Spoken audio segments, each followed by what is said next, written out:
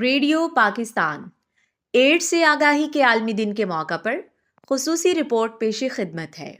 امید کا سفر۔ آج دنیا بھر میں ایڈز سے آگاہی کا عالمی دن منایا جا رہا ہے۔ یہ دن منانے کا مقصد معاشرے میں اس بات کا شعور اجاگر کرنا ہے کہ HIV اور ایڈز کے بارے میں درست معلومات، احتیاط اور متاثرہ افراد کے ساتھ ہمدردی، یہ سب اتنے ہی ضروری ہیں جتنا علاج اور حفاظتی اقدامات۔ دنیا بھر میں آج بھی لاکھوں افراد HIV کے ساتھ زندگی گزار رہے ہیں۔ عالمی ادارہ صحت کے مطابق بروقت تشخیص اور مسلسل علاج کی بدولت HIV کو کنٹرول کیا جا سکتا ہے اور متاثرہ افراد ایک صحت مند اور فعال زندگی گزار سکتے ہیں۔ اس دن کے حوالے سے اس سال اقوام متحدہ کا تھیم ہے کہ رکاوٹوں پر قابو پاتے ہوئے ایڈز کے خلاف عالمی رد عمل کو نئی صورت دینا۔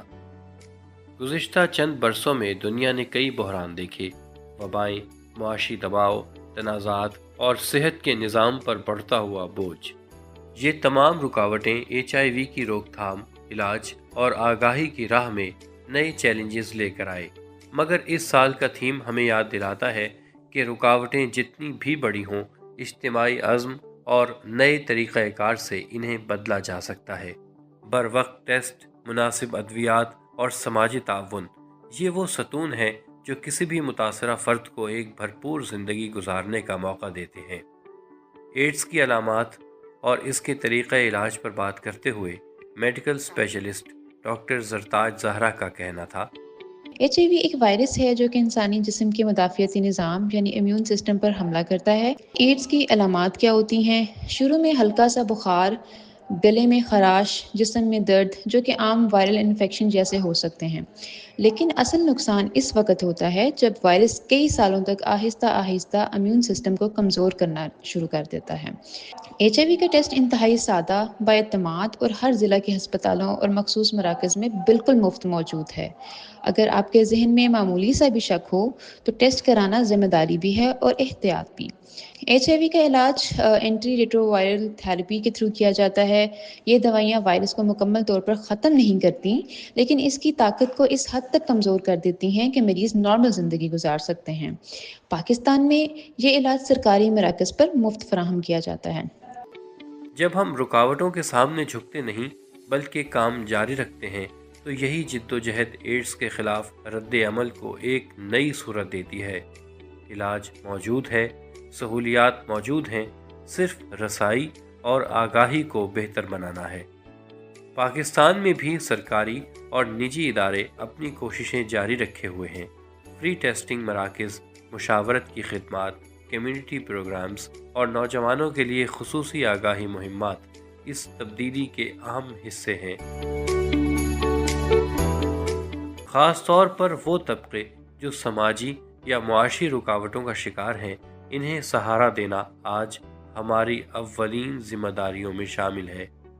ایڈز سے متعلق آگاہی کی فراہمی اور احتیاطی تدابیر پر بات کرتے ہوئے ڈاکٹر سیدہ وفا زہرا نقوی کا کہنا ہے، ایڈز کے مریضوں کی مدد کرنا ایک اہم کام ہے، خاص طور پر ان لوگوں کے لیے جو سماجی یا معاشی رکاوٹوں کا شکار ہیں۔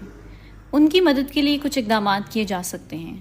ایڈز کے مریضوں کے لیے ضروری ہے کہ وہ غذائیت سے بھرپور کھانا لیں، معمولی ورزش کریں، تناؤ کم کریں، نیند پوری کریں، سگریٹ نوشی سے پرہیز کریں اور معمولی طور پر ڈاکٹر سے مشورہ لے لیا کریں۔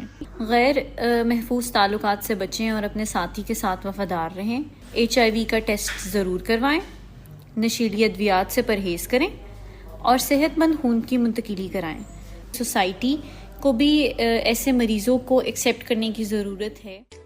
ایڈز کا مقابلہ صرف دواؤں سے نہیں ہوتا بلکہ معاشرتی رویوں کی تبدیلی سے ہوتا ہے۔